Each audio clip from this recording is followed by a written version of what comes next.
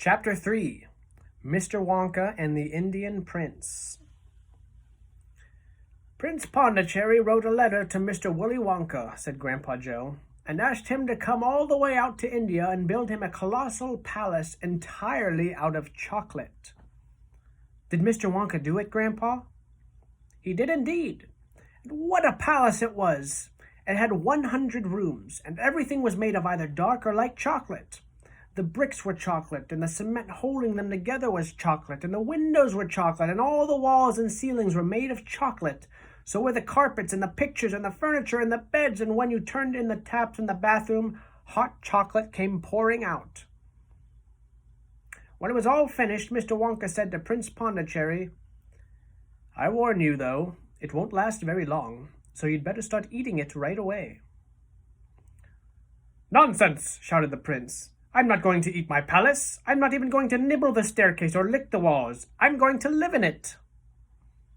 But Mr. Wonka was right, of course, because soon after this there came a very hot day with a boiling sun, and the whole palace began to melt, and then it sank slowly to the ground, and the crazy prince, who was dozing in the living room at the time, woke up to find himself swimming around in a huge brown sticky lake of chocolate. Little Charlie sat very still on the edge of the bed, staring at his grandfather. Charlie's face was bright, and his eyes were stretched so wide you could see the whites all around. "Is all that really true?" he asked. "Or are you pulling my leg?" "It's true!" cried all four of the old people at once. "Of course it's true! Ask anyone you like!" "And I'll tell you something else that's true," said Grandpa Joe, and now he leaned closer to Charlie and lowered his voice to a soft, secret whisper. "Nobody ever comes out." "Out of where?" asked Charlie. "And nobody ever goes in." "In where?" cried Charlie. "Wonka's factory, of course." "Grandpa, what do you mean?" "I mean workers, Charlie." "Workers?" "All factories," said Grandpa Joe, "have workers streaming in and out of the gates in the mornings and evenings, except Wonka's. Have you ever seen a single person going into that place or coming out?" Little Charlie looked slowly around each at the four old faces, one after the other, and they all looked back at him. They were friendly, smiling faces, but they were also quite serious. There was no sign of joking or leg-pulling on any of them. "Well, have you?" asked Grandpa Joe. I really don't know, Grandpa," Charlie stammered. "Whenever I walk past the factory, the gates seem to be closed." "Exactly," said Grandpa Joe. "But there must be people working there." "Not people, Charlie. Not ordinary people, anyway." "Then who?" cried Charlie. "Aha, that's it, you see. That's another of Mr. Willy Wonka's cleverness." "Charlie, dear," Mrs. Bucket called out from where she was standing by the door, "it's time for bed. That's enough for tonight." "But, Mother, I must hear—" "Tomorrow, my darling." "That's right," said Grandpa Joe. "I'll tell you the rest of it tomorrow evening." Chapter 4 The Secret Workers. The next evening, Grandpa Joe went on with his story. "You see, Charlie," he said, "not so very long ago, there used to be 1,000 people working in Mr. Willy Wonka's factory. Then one day, all of a sudden, Mr. Wonka had to ask every single one of them to leave, to go home, never to come back." "But why?" asked Charlie. "Because of spies." "Spies?" "Yes. All the other chocolate makers, you see, had begun to grow jealous of the wonderful sweets that Mr. Wonka was making, and they started sending in spies to steal his secret recipes. The spies took jobs in the Wonka factory, pretending that they were ordinary workers, and while they were there, each one of them found out exactly how a certain special thing was made." "And did they go back to their own factories and tell?" asked Charlie. "They must have," answered Grandpa Joe, "because soon after that, Fickelgruber's factory started making an ice cream that would never melt, even in the hottest sun. Then Mr. Prodnose's factory came out with a chewing gum that never lost its flavor however much you chewed it. And then Mr. Slugworth's factory began making sugar balloons that you could blow up to a huge size before you popped them with a pin and gobbled them up. And so on and so on. And Mr. Willy Wonka tore his beard and shouted, 'This is terrible! I shall be ruined! There are spies everywhere! I shall have to close down the factory!' "But he didn't do that," Charlie said. "Oh, yes, he did. He told all the workers that he was sorry, but they would have to go home. Then he shut the main gates and fastened them with a chain. And suddenly Wonka's giant chocolate factory became silent and deserted. The chimneys stopped smoking, the machine stopped whirring, and from then on not a single chocolate or sweet was made.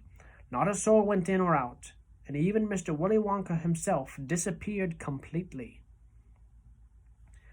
Months and months went by, Grandpa Joe went on, but still the factory remained closed, and everybody said, "Poor Mr. Wonka, he was so nice, and he made such marvelous things, but he's finished now, it's all over." Then something astonishing happened. One day, early in the morning, the thin columns of white smoke were seen coming out of the tops of the tall chimneys of the factory. People in the town stopped and stared.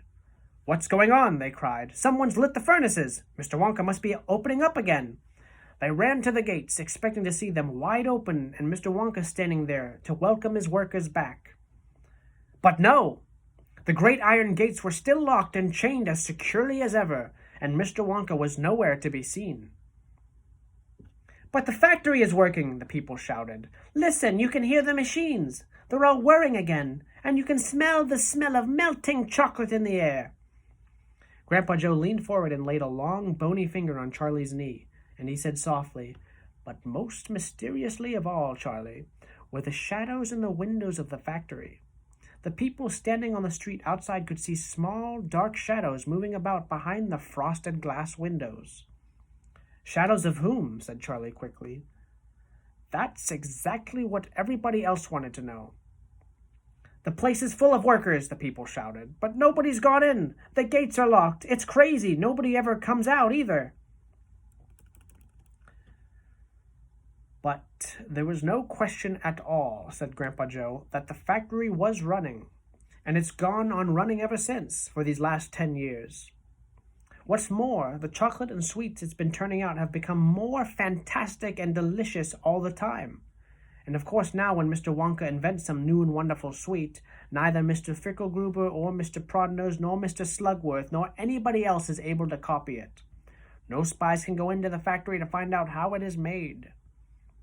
"But Grandpa, who," cried Charlie, "who is Mr. Wonka using to do all the work in the factory?" "Nobody knows, Charlie." "But that's absurd. Hasn't someone asked Mr. Wonka?" "Nobody sees him anymore. He never comes out. The only thing that comes out of that place are chocolates and sweets. They come out through a special trapdoor in the wall, all packed and addressed, and they are picked up every day by post office trucks." "But Grandpa, what sort of people are they that work in there?" "My dear boy," said Grandpa Joe, "that is one of the great mysteries of the chocolate-making world. We know only one thing about them. They are very small. The faint shadows that sometimes appear behind the windows, especially late at night when the lights are on, are those of tiny people no taller than my knee." "There aren't such people," Charlie said. Just then Mr. Bucket, Charlie's father, came into the room. He was home from the toothpaste factory, and he was waving an evening newspaper rather excitedly. "Have you heard the news?" he cried. He held up the paper so they could see the huge headline. The headline said, "Wonka Factory to be opened at last to lucky few."